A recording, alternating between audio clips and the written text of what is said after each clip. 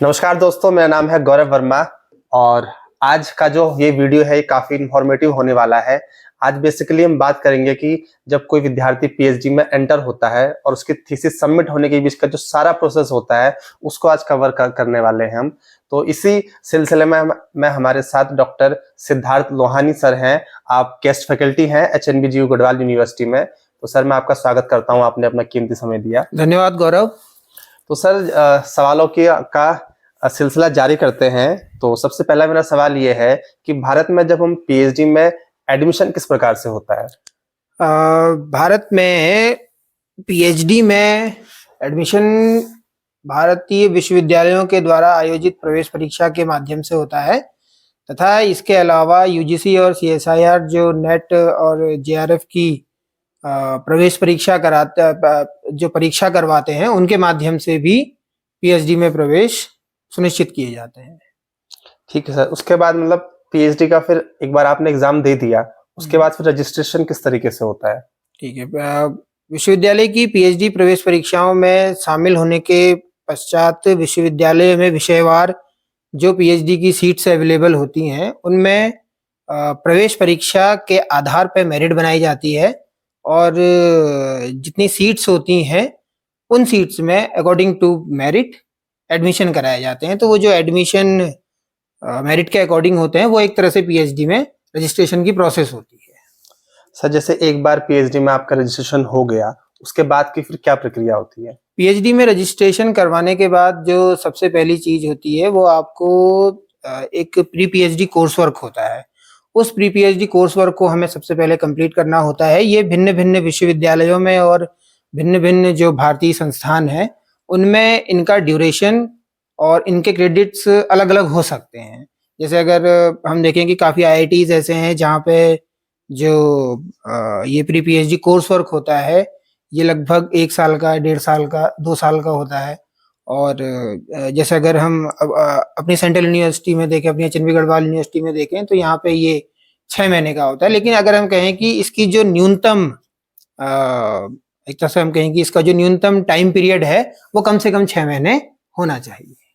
तो कम से कम 6 महीने का pre PhD course work PhD में रजिस्ट्रेशन होने के पश्चात हमें पूर्ण करना होता है और प्री पीएचडी कोर्स वर्क पास होने के बाद ही पीएचडी में रजिस्ट्रेशन की प्रक्रिया पूर्ण होती है।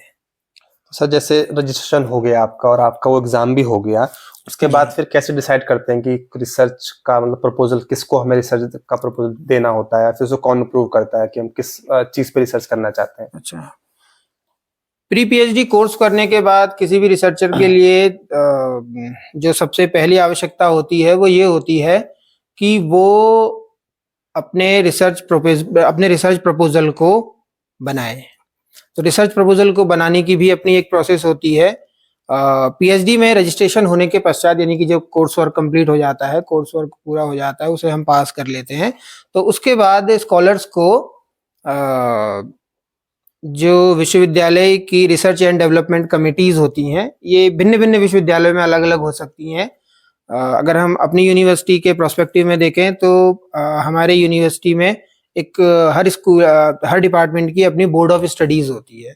तो बोर्ड ऑफ स्टडीज जो कमेटी होती है वो हर पर्टिकुलर रिसर्च स्कॉलर को गाइड अलॉट करती है और रिसर्च स्कॉलर अपने सुपरवाइजर के साथ, अपने गाइड के साथ मिलके अपने रिसर्च प्रपोजल के ऊपर काम करता है और अपने गाइड की हेल्प से अपने प्रपोजल को बनाता है और उसी कमेटी के सामने, जो बोर्ड ऑफ स्टडीज की कमेटी होती है, उसी के सामने अपने प्रपोजल को रिप्रेजेंट करता है, उसे प्रेजेंट करता है और उसके बाद बोर्ड ऑफ स्टडी उसके रिसर्च प्रपोजल को, उसके सिनॉप्सिस को अप्रूव करती है। अगर उसमें अप्रूवल होते हैं, कभी कभी ऐसा होता है कि जो गाइड की और स्कॉलर की अंडरस्टैंडिंग होती है उससे जो रिसर्च प्रपोजल बना है वो डायरेक्टली अप्रूव हो जाता है। कभी कभी उसमें कुछ मॉडिफिकेशन निकलते हैं, लेकिन उस प्रपोजल को अप्रूव करने का काम वो बोर्ड ऑफ स्टडीज की कमेटी ही करती है। तो सर जैसे एक बार बोर्ड ऑफ स्टडीज ने किसी प्रपोजल को एक्सेप्ट कर लिया जी, तो उसके बाद फिर मतलब क्या वर्क करना पड़ता है रिसर्चर को उसमें? बोर्ड ऑफ स्टडी अपने सिनॉप्सिस के अप्रूवल के बाद जो सबसे, अगर हम देखें कि एज ए स्कॉलर यदि हम देखें तो हर पीएचडी स्कॉलर का सबसे इम्पोर्टेंट टाइम शुरू होता है, और जो अपना उसका रिसर्च वर्क होता है वो अपना रिसर्च वर्क शुरू करता है, अपने पीएचडी के काम को शुरू करता है। तो सिनॉप्सिस में जो प्रपोजल अप्रूव हुआ है, उस प्रपोजल के अकॉर्डिंग वो अपने रिसर्च के काम को आगे बढ़ाता है। अब अगर हम मोटे मोटे तौर पे देखें तो हर रिसर्च प्रपोजल में बेसिकली हम ये बताते हैं कि हम किसी रिसर्च वर्क को कैसे करेंगे। तो ये इसमें सबसे पहले हम अपने टॉपिक को आइडेंटिफाई करते हैं, अपने रिसर्च टॉपिक को आइडेंटिफाई करते हैं, और उसके बाद उसका एक थ्योरेटिकल फ्रेमवर्क बनाते हैं कि ये एक तरह से हम कहें रिसर्च की भाषा में हम कहें तो हम उसके रिसर्च डिज़ाइन को हम बनाते हैं, या हम कहें कि उसके एक थ्योरेटिकल फ्रेमवर्क हम बनाते हैं रिसर्च का कि किन किन वेरिएबल्स के को लेके हम काम कर रहे हैं। तो ये काम करने अपने थ्योरेटिकल फ्रेमवर्क को डिसाइड करने के बाद, उसको डिज़ाइन करने के बाद फिर हम फील्ड में जाते हैं, अपना डेटा कलेक्ट करते हैं। यदि हमारा काम फील्ड का हुआ तो हम फील्ड में जाएंगे, यदि किसी का काम लैब का होगा तो वो लैब में एक्सपेरिमेंट करेगा। ऐसे ही हर डिफरेंट डिपार्टमेंट्स के जो भी रिसर्च डिज़ाइन होंगे या जो भी उनके फ्रेमवर्क बने होंगे, उनके अनुसार वो अपने पीएचडी के काम को आगे बढ़ाते हैं और अपने रिसर्च टॉपिक से रिलेटेड इंफॉर्मेशन को कलेक्ट करते हैं, जिसको कि रिसर्च की भाषा में डेटा बोला जाता है।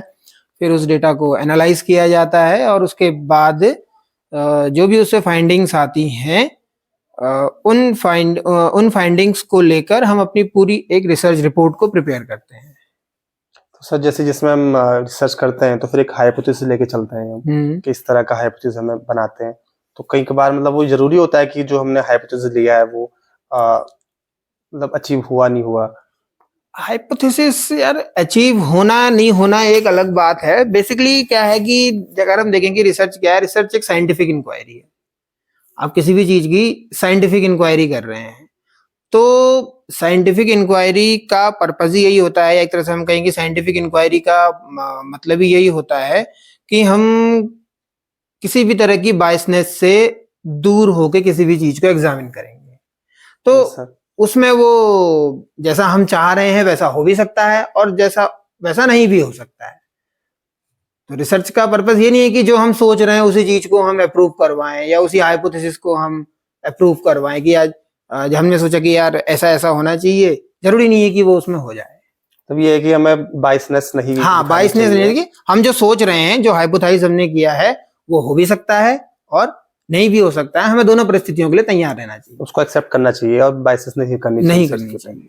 ठीक है सर। तो सर जैसे एक बार रिसर्च वर्क हो गया आपका, तो फिर वो थीसिस आपको सबमिट भी करनी होती होगी। हाँ। तो फिर वो किस प्रकार सबमिट होती है, कहाँ सबमिट होती है? एक बार जब आपका अपना रिसर्च वर्क कंप्लीट हो जाता है तो उसके बाद डिपार्टमेंट लेवल पर ही एक कमेटी का गठन किया जाता है बोर्ड ऑफ स्टडीज के द्वारा, जो कि आपके रिसर्च वर्क के काम को देखती है। इसको हम बेसिकली एक तरह से हम इसको प्री सबमिशन बोलते हैं कि जो आप रिसर्च वर्क को फाइनली सबमिट करने से पहले हम डिपार्टमेंटल कमेटी से उसका अप्रूवल लेते हैं। तो जो ये प्री सबमिशन की डिपार्टमेंटल कमेटी फॉर्म होती है, ये स्कॉलर के काम को देखती है कि उसने कैसा काम किया है, जो उसने अपना रिसर्च प्रपोजल दिया था, जो उसने अपना सिनॉप्सिस बनाया था, दिया था, ये काम उसने उस रिसर्च प्रपोजल के अकॉर्डिंग किया है या नहीं किया है, या जो ये डेटा कलेक्ट करके लाया है वो डेटा वैलिडेट है या नहीं है, उसकी कोई वैलिडिटी भी है या नहीं है। तो इन चीज़ों को और जो भी पीएचडी सबमिशन से रिलेटेड जो एसेंशियल्स होते हैं, जो आवश्यकताएं होती हैं, जो जरूरी आवश्यकताएं होती हैं, जरूरी मापदंड होते हैं, उनको क्या रिसर्च स्कॉलर का जो काम है वो उन मापदंडों पे खरा उतर रहा है या नहीं उतर रहा है, ये सारा काम वो डिपार्टमेंटल कमेटी देखती है। और जब वो कमेटी उस रिसर्च वर्क को अपना अप्रूवल दे देती है, उसके बाद कोई भी स्कॉलर अपने यूनिवर्सिटी में या यूनिवर्सिटी में जहाँ पे भी आपके रिसर्च का या आपके पीएचडी थीसिस को जमा करना होता है, वहां पे जाके वो जमा कर सकता है। तो नॉर्मली हम देखें तो अधिकतर यूनिवर्सिटीज में जो डीन एकेडमिक, जिसको हम बोलते हैं डीन एकेडमिक ऑफिस में हमारा रिसर्च वर्क जमा होता है, और जहाँ पे डीन एकेडमिक नहीं है वहाँ पे रिसर्च सेल में ये रिसर्च वर्क जमा होता है या वो रिसर्च रिपोर्ट हमारी जमा होती है। और जमा होने के बाद जो हमारा रिसर्च वर्क होता है, जैसे उसका इंटरनल इवैल्यूएशन तो डिपार्टमेंटल कमेटी के द्वारा हो गया होता है, जी सर। उसके बाद वो एक्सटर्नल इवैल्यूएशन के लिए जो डिफरेंट डिफरेंट यूनिवर्सिटीज में एग्जामिनर्स के पास जाती है। तो नॉर्मली देखा गया है कि भारत में एक्सटर्नल इवैल्यूएशन के लिए 3 एग्जामिनर्स के पास थीसिस जाता है। तो जब वो तीनों एक्सटर्नल एग्जामिनर्स उस रिसर्च वर्क को देखते हैं और उसके बाद फिर वो उस रिसर्च वर्क के प्रति अपने कमेंट्स को सबमिट करते हैं कि ये काम कैसा है, या एक तरह से हम कहें कि वो उसे चेक करते हैं, वो देखते हैं क्या इसमें कुछ और सुधार हो सकता है, या उन्हें वो पसंद आया तो उसे वैसे ही अप्रूव कर देते हैं जैसा जमा हुआ होता है। और अगर उन्हें लगता है कि इसमें कुछ मॉडिफिकेशन हो सकता है तो वो अपने सजेशन देते हैं, और फिर रिसर्चर के पास वो कमेंट्स आते हैं, वो सजेशन आते हैं, और रिसर्चर उन सजेशंस को इनकॉर्पोरेट करता है अपने काम में, अपने थीसिस में, और फिर उसके बाद वो उन्हें दोबारा सबमिट कर सकता है। तो सर जैसे क्या क्या मतलब एसेंशियल्स होती है थीसिस सबमिट करने के लिए, क्या रिक्वायरमेंट्स होती है? बेसिकली देखा जाए तो सबसे पहले तो अगर हम देखें कि जो सबसे महत्वपूर्ण थीसिस को सबमिट करने के लिए जो सबसे महत्वपूर्ण एसेंशियल है या आवश्यकता है, वो है जो आपकी प्री सबमिशन डिपार्टमेंटल कमेटी बनी है उसका अप्रूवल। जो सबसे पहली एसेंशियल क्वालिफिकेशन उसके लिए है आपके थीसिस को एक्सटर्नल एग्जामिनर से इवैल्यूएट कराने के लिए, वो ये है कि जो डिपार्टमेंट कमेटी है, डिपार्टमेंटल प्री सबमिशन की कमेटी है, उससे आपका रिसर्च वर्क अप्रूव होना चाहिए, पहली चीज। दूसरी चीज है जो मैंडेटरी अटेंडेंस होती है। पीएचडी भी एक कोर्स है और हर कोर्स की अपनी एक मैंडेटरी अटेंडेंस होती है। तो ऐसे ही तो अब ये जो मैंडेटरी अटेंडेंस होती है ये भी अकॉर्डिंग टू यूनिवर्सिटीज वेरी करती है। तो अभी जो हमारा 2018 का पीएचडी का यूजीसी का रेगुलेशन है, वो ये कहता है कि 3 एकेडमिक ईयर की या 3 साल की जो मैंडेटरी अटेंडेंस जरूरी है आपको अपने पीएचडी वर्क को सबमिट करने के लिए। जी सर। और इसके अलावा हम कहें कि जैसे अटेंडेंस है तो 3 साल की अटेंडेंस हो गई, डिपार्टमेंट का प्री सबमिशन लेटर या अप्रूवल हो गया, और इसके अलावा 2 रिसर्च पेपर आपको पब्लिश करने होते हैं अपने थीसिस के साथ। अपने थीसिस के काम से जो आपने रिसर्च वर्क किया है उसमें से 2 रिसर्च पेपर आपको पब्लिश करने होते हैं। अगर आप नेट को अगर मतलब इसको हम ऐसे कहें कि अगर आप नॉन नेट या नॉन जेआरएफ सीट पे आप पीएचडी कर रहे हैं, तो नॉन जेआरएफ सीट पे आपको एक रिसर्च पेपर पब्लिश करना होता है, और यदि आप जेआरएफ की फेलोशिप ले रहे हैं तो उसके साथ आपको 2 रिसर्च पेपर पब्लिश करने मैंडेटरी हैं। और ये रिसर्च पेपर जो यूजीसी से प्रिस्क्राइब्ड गाइडलाइन के जर्नल्स होते हैं उनमें पब्लिश करने होते हैं। अगर माना कि कोई जर्नल्स ऐसे हैं जो यूजीसी की गाइडलाइन को फॉलो नहीं करते हैं, तो उस कंडीशन में वो रिसर्च पेपर एक तरह से हम कहें कि थीसिस सबमिट करने के लिए काउंट नहीं हो पाएगा। तो यूजीसी की गाइडलाइन के अकॉर्डिंग जो जर्नल्स हैं उनमें अपना रिसर्च पेपर आपको पब्लिश करना होता है। सर जैसे इसमें बात आती है कि जब रिसर्च करते हैं हम तो कई सेमिनार अटेंड करने पड़ते हैं या वर्कशॉप अटेंड करने पड़ते हैं। हाँ, इसके लिए तो उसमें फिर क्या होता है सर? इसके लिए भी 2018 को जो यूजीसी का पीएचडी का रेगुलेशन है उसमें ये कहा गया है कि आपको थीसिस के वर्क से 2 रिसर्च पेपर आपने इस तरह के सेमिनार या वर्कशॉप में प्रेजेंट किए होने चाहिए। और इसके अलावा जो आज की डेट में जो सबसे महत्वपूर्ण चीज है वो प्लेगरिज्म है। तो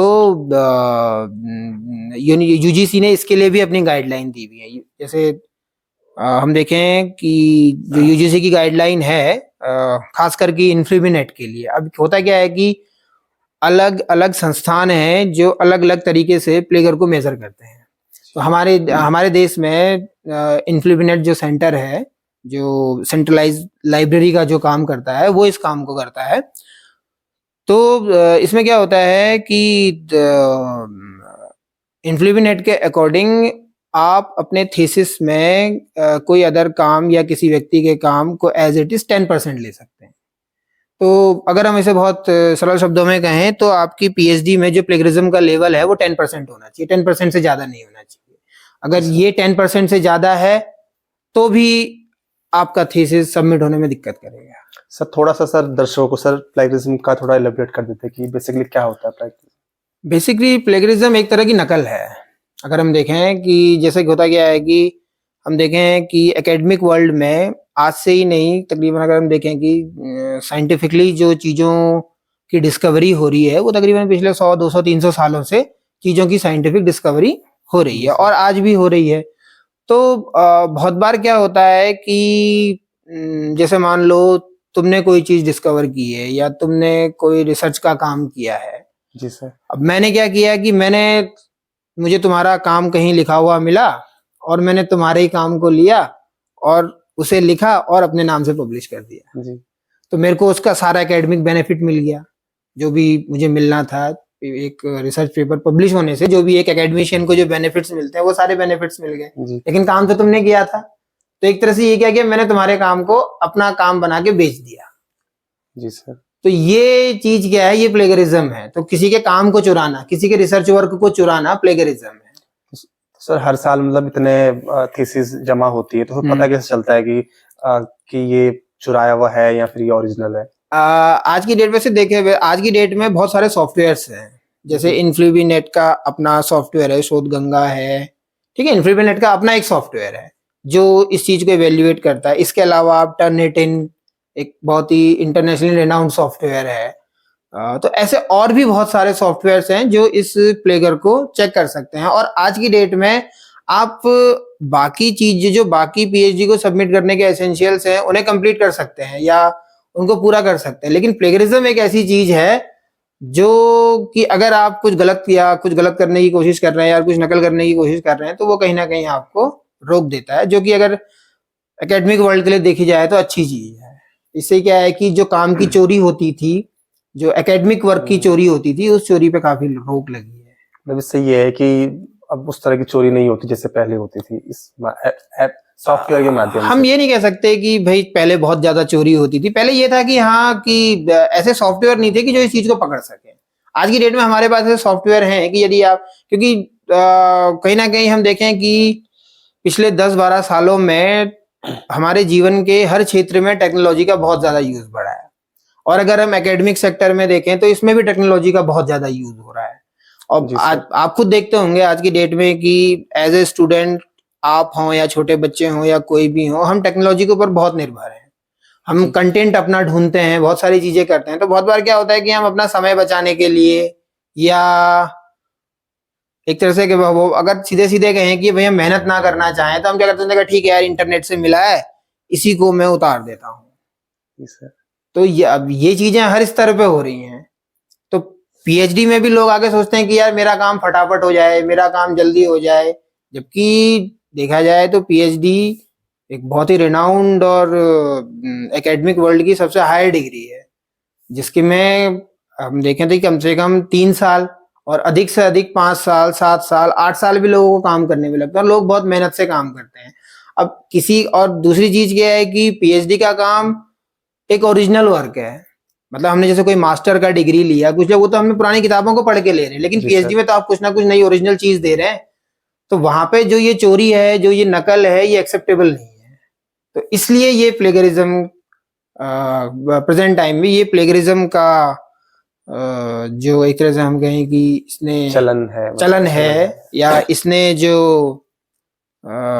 इस चोरी पे लगाम लगाई है वो काफी हद तक एकेडमिक वर्ल्ड के लिए अच्छा है। जी सर। तो सर जैसे किसी ने अब थीसिस हमारी सबमिट हो गई है और एक्सेप्ट भी हो गई है, तो उसके बाद क्या प्रोसेस होता है? जैसे हमारा थीसिस सबमिट हो गया, जैसे मैंने पहले भी कहा कि उसके बाद हमारा थीसिस जैसा प्लेगर फ्री भी हो गया, उसके बाद हमने अपना थीसिस सबमिट कर दिया। थीसिस सबमिट करने के बाद फिर हमारा थीसिस जो है वो 3 एक्सटर्नल एग्जामिनर्स के पास डिफरेंट यूनिवर्सिटीज में जाएगा और वो फिर हमारे काम को इवेल्युएट करते हैं, वो हमारे काम को चेक करते हैं और जब वो उस काम से सेटिस्फाई हो जाते हैं तो उसके बाद फिर वो अपने कमेंट्स, अपनी रिपोर्ट्स हमको देते हैं और जिसके बिहाफ पे रिसर्च स्कॉलर को या रिसर्च कैंडिडेट को पीएचडी की डिग्री अवार्ड होती है। तो उसके लिए एक चीज और है, उसके लिए एक फाइनल ओपन वाइवा करवाया जाता है। यानी कि ये 3 एग्जामिनर से जब थीसिस इवेल्युएट होके आता है तो उसके बाद इन्हीं 3 एग्जामिनर्स में से किसी एक एग्जामिनर को रिसर्च सेंटर पे बुलाया जाता है और वो एग्जामिनर उस पीएचडी स्कॉलर का एक ओपन वाइवा लेता है। तो उस ओपन वाइवा में हर स्कॉलर अपने रिसर्च वर्क को, अपने थीसिस को डिफेंड करता है कि उसने ये काम क्यों किया, कैसे किया, उसने डेटा कैसे कलेक्ट किया, या उसने डेटा किन टूल्स के माध्यम से कलेक्ट किया। तो सारी चीज अपनी फाइंडिंग्स को जस्टिफाई करता है कि भाई ये फाइंडिंग्स आई हैं तो इसका मतलब ये है। तो जब वो एग्जामिनर और सभी लोग जब इस चीज से सेटिस्फाई हो जाते हैं तो फाइनली फिर वे लोग रिकमेंड करते हैं कि हाँ, इस स्कॉलर को पीएचडी की डिग्री अवार्ड कर दी जाए और उसके बाद जो यूनिवर्सिटी का अपना प्रोसीजर होता है डिग्री अवार्ड करने का, वो शुरू हो जाता है। ठीक है, तो धन्यवाद सर, आपने हमें पीएचडी के बारे में सब कुछ बताया है। तो साथियों, ये थी सब पीएचडी की जानकारियां और ये थे सर आप हमारे साथ doctor Siddharth Lohani sir. Thank you so much sir और नमस्कार। बहुत बहुत धन्यवाद गौरव।